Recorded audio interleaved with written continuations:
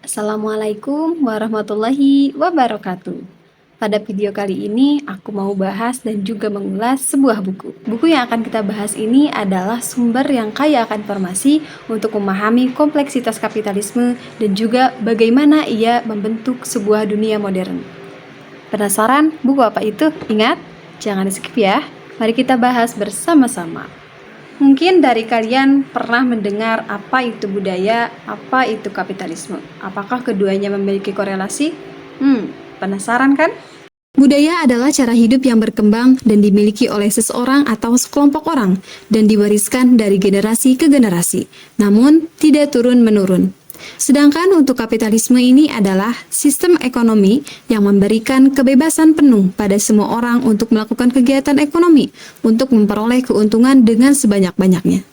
Dalam sistem ekonomi ini, setiap individu memiliki hak penuh untuk mengambil manfaat atas harta atau kekayaannya sebagai alat produksi dan berusaha. Untuk lebih memahami dua kata tersebut, kita akan membahasnya bersama dengan sebuah buku yang berjudul The Culture of Capitalism yang ditulis oleh Alan McFarlane yang diterbitkan pada tahun 1987. Alan McFarlane adalah seorang profesor di University Cambridge dan telah melakukan penelitian ekstensif di bidang sejarah ekonomi dan sosial, khususnya tentang masyarakat agraris dan perkembangan ekonomi di Eropa dan Asia. Sebagai seorang akademisi, McFarlane tertarik untuk memahami transformasi sosial dan ekonomi yang terjadi selama beberapa abad terakhir, terutama perubahan yang membawa masyarakat tradisional menuju masyarakat modern. Studi tentang asal-usul dan perkembangan kapitalisme menjadi bagian penting dari upayanya untuk memahami modernitas. McFarlane juga sangat tertarik pada bagaimana faktor budaya, termasuk agama, mempengaruhi perkembangan ekonomi. Dia ingin mengeksplorasi lebih lanjut teori Max Weber tentang etika Protestan dan semangat kapitalisme, serta melihat bagaimana nilai-nilai budaya lainnya mungkin telah berperan dalam perkembangan ekonomi di berbagai masyarakat. Sehingga karena beberapa alasan inilah, McFarlane melakukan penelitian dan menerbitkannya melalui buku yang berjudul The Culture of Capitalism. Dalam buku ini, McFarlane menelusuri asal-usul kapitalisme dari berbagai faktor, seperti yang pertama, perubahan ekonomi di abad pertengahan.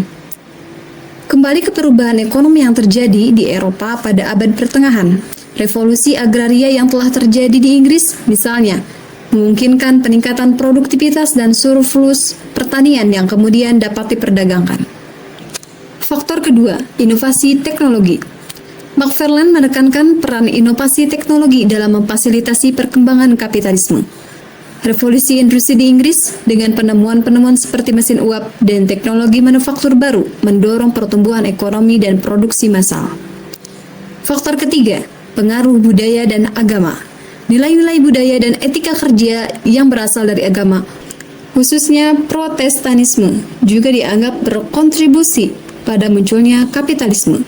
Max Weber, seorang sosiolog terkenal, berpendapat bahwa etika Protestan mendorong kerja keras, akumulasi kekayaan, dan investasi kembali modal. Faktor keempat, transformasi struktur sosial.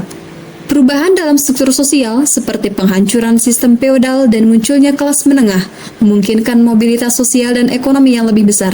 Ini membuka jalan bagi individu untuk berpartisipasi dalam ekonomi pasar dan mengejar kekayaan pribadi. Dan faktor yang terakhir yaitu faktor kelima, perdagangan dan ekspansi global. Ekspansi perdagangan internasional dan kolonialisme juga memainkan peran penting dalam perkembangan kapitalisme. Eksplorasi dan penjajahan membawa kekayaan baru ke Eropa dan menciptakan pasar global untuk barang-barang Eropa. Dalam The Culture of Capitalism, Alan McFarlane juga membahas bagaimana kapitalisme tidak hanya sebagai sistem ekonomi saja, tetapi juga sebagai fenomena budaya yang mempengaruhi berbagai aspek kehidupan manusia. Berikut apa saja yang menjadi fenomena budaya kapitalisme yang tumbuh. Yang pertama, etika kerja dan nilai-nilai budaya. McFarlane meneliti bagaimana kapitalisme membentuk etika kerja dan nilai-nilai budaya khususnya dalam konteks kerja keras, efisiensi, dan produktivitas. Dia mengeksplorasi bagaimana nilai-nilai ini seringkali diinternalisasi oleh individu dan masyarakat, mendorong mereka untuk bekerja lebih keras dan lebih lama. Budaya yang kedua yaitu konsumerisme. Budaya kapitalisme sangat terkait dengan konsumerisme, di mana individu didorong untuk terus-menerus mengonsumsi barang dan jasa. McFarlane membahas bagaimana kapitalisme ini menciptakan kebutuhan dan keinginan yang tiada henti, serta bagaimana iklan dan media memainkan peran penting dalam mempromosikan budaya konsumsi. Budaya yang ketiga yaitu individualisme. Kapitalisme seringkali menekankan pentingnya individualisme, di mana pencapaian pribadi dan kebebasan individu menjadi nilai yang sangat dihargai. McFarlane mengeksplorasi bagaimana ini mempengaruhi hubungan sosial, pola pikir, dan cara orang memandang kesuksesan dan juga kegagalan. Budaya keempat yaitu transformasi hubungan sosial. Di bawah kapitalisme, hubungan sosial seringkali menjadi lebih transaksional dan didasarkan pada pertukaran ekonomi.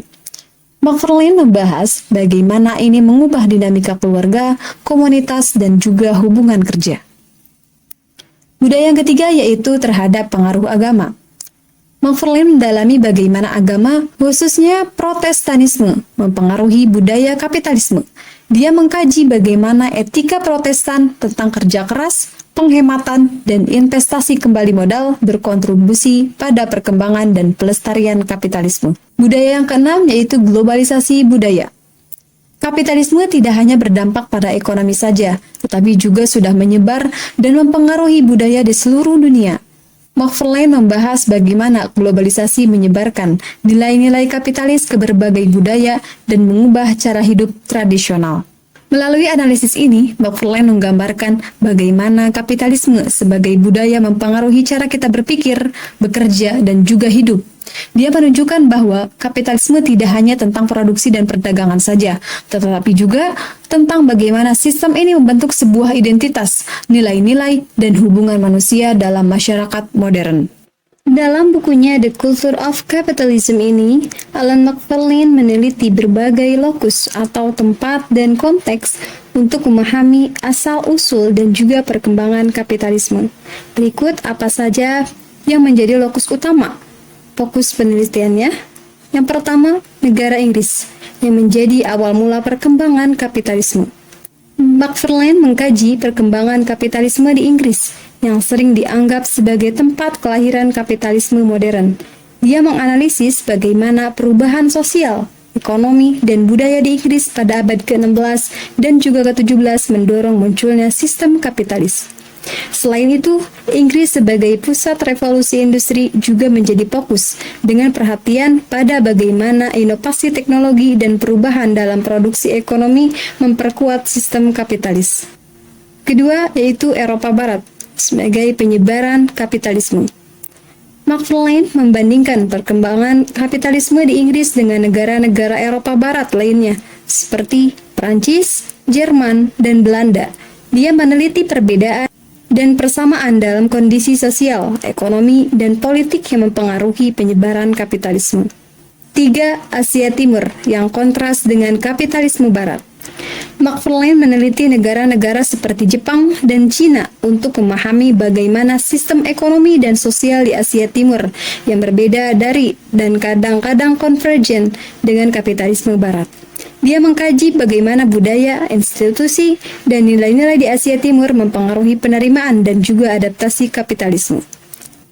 Keempat, kolonisasi dan globalisasi, yaitu dampak global kapitalisme. Dampak terhadap kolonialisme.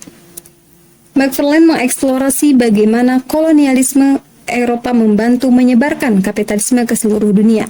Dia melihat bagaimana struktur ekonomi kapitalis diterapkan dan di koloni-koloni dan bagaimana hal ini mempengaruhi masyarakat dan ekonomi lokal.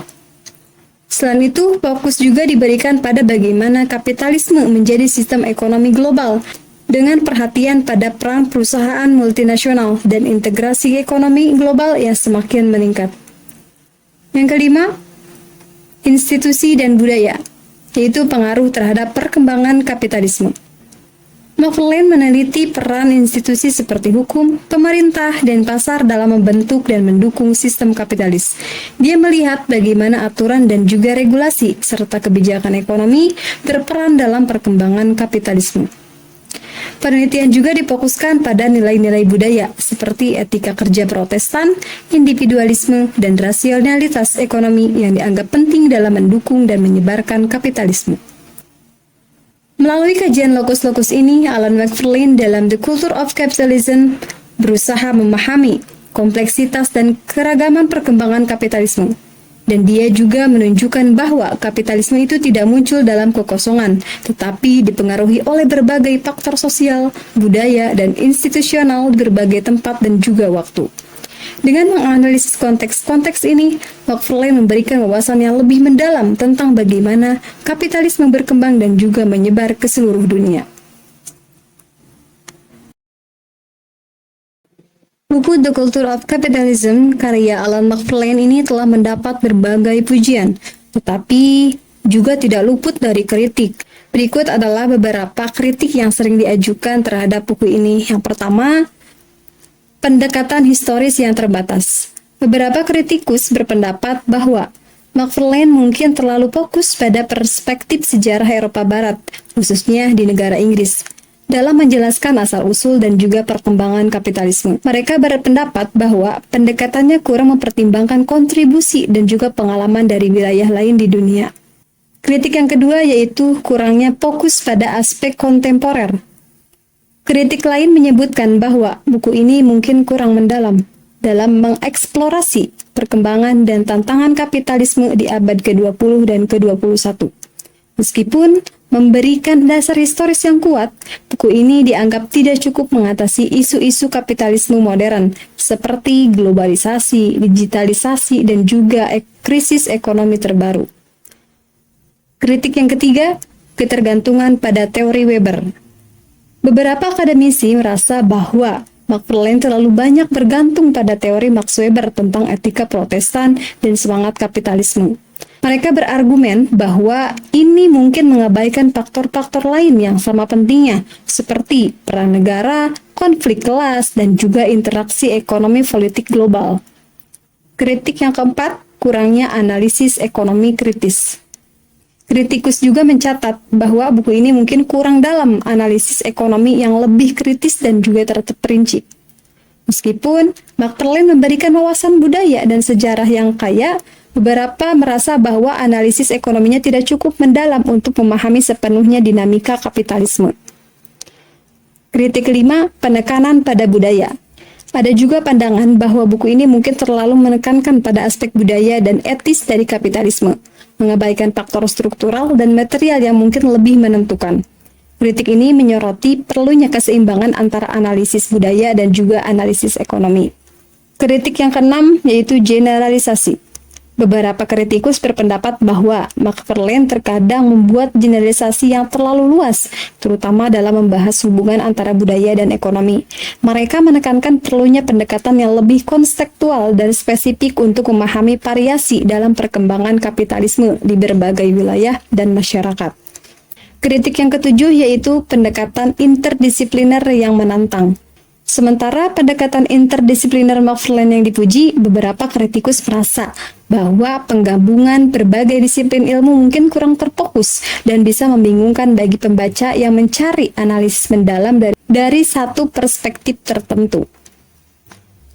Terima kasih telah menonton. Semoga video ini dapat bermanfaat.